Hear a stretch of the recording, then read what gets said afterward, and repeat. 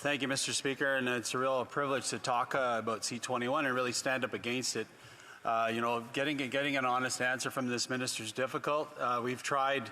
I remember being the one in SECU that actually got the witnesses to admit that law-abiding hunters' firearms were on their banned list.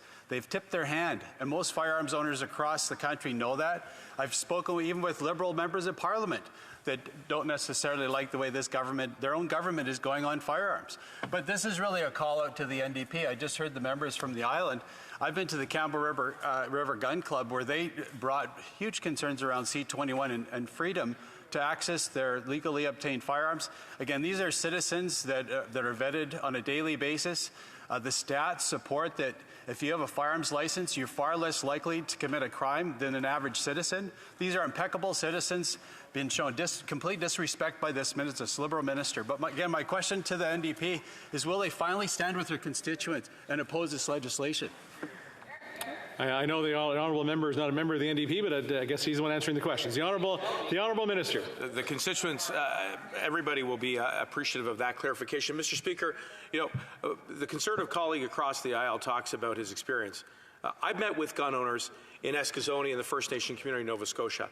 I've met with gun owners in Yukon, in Northwest Territories, in British Columbia, in Ontario. In fact, right across this country, Mr. Speaker, for the express purpose of making sure that we get this bill right. And if the member opposite wants to talk about being honest and straight up, Mr. Speaker, then what he should do is be straight up with the work that we are doing on this side of the House to make sure we get this legislation. I believe we have a point of order from the honourable member for Prince George, Peace River and Northern Rockies. It is a point of order. When he impugns what my testimony of being straight up, he's implying that I'm lying to the House. So I would expect that he would apologize for doing something indirectly that he's not supposed to do directly. I do feel that we're descending into some debate. The Honourable Parliamentary Secretary.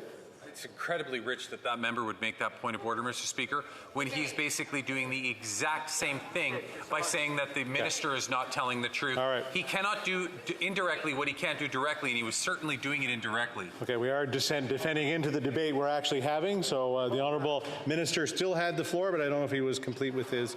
Okay. Questions and comments? The Honourable Member for Cypress Hills Grasslands. Point of order from the Honourable Member for Prince George, Peace River, Northern Rockies. There's still an issue on the table, Mr. Chair, asking for an apology for impugning another member of this House. I'd ask that he respect that and apologize.